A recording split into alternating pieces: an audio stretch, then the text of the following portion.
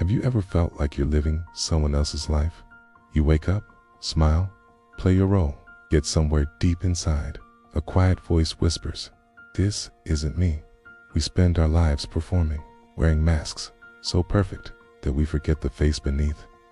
Carl Jung called this the tragedy of modern man, the disconnection from the true self. But what if the life you think you're reliving, ice and tea, truly yours at all?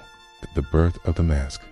From childhood, we are taught to become what others need us to be.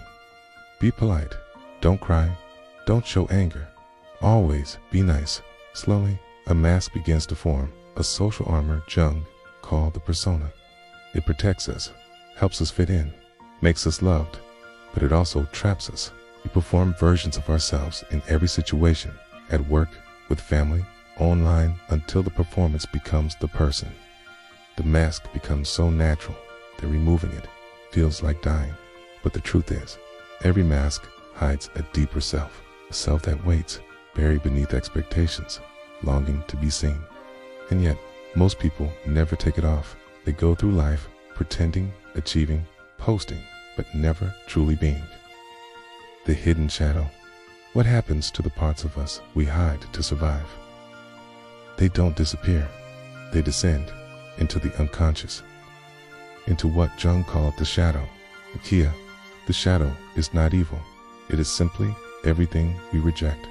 Our suppressed desires, our forbidden emotions, our raw instincts.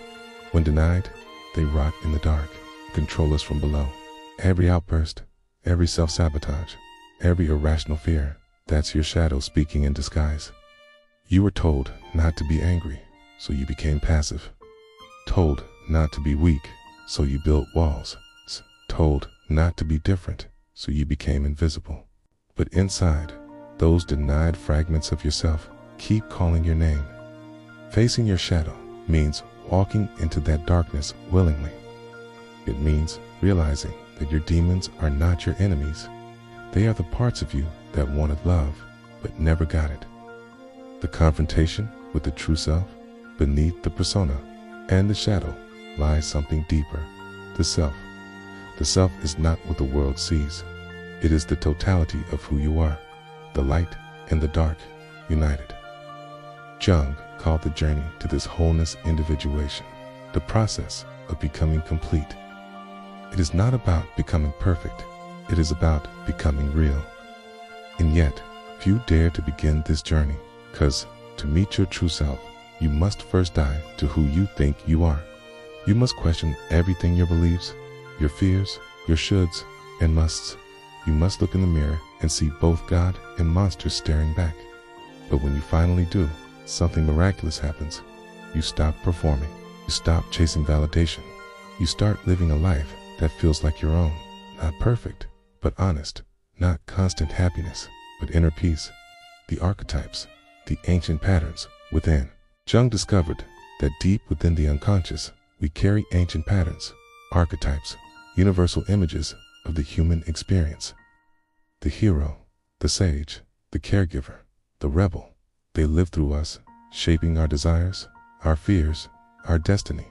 When we become aware of them, we begin to see that our lives are myths, stories being told through us, not just by us.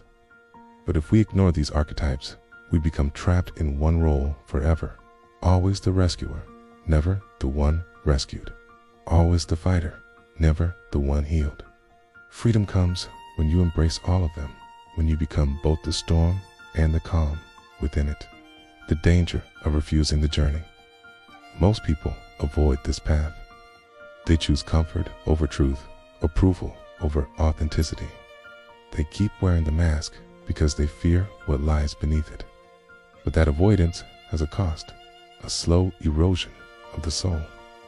You can see it in the eyes of people who have everything but still feel nothing, in the quiet despair of those who smile all day but collapse into emptiness at night.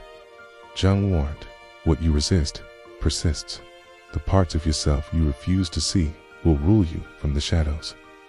To find your true self is not to become someone new.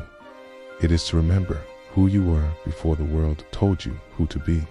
It is to live without apology, to walk into the darkness and discover that the light was within you all along. You don't need to chase meaning. You are meaning. You're both the question and the answer, the journey and the destination, okay? And every step you take inward brings you closer to this self that has been waiting for you all your life.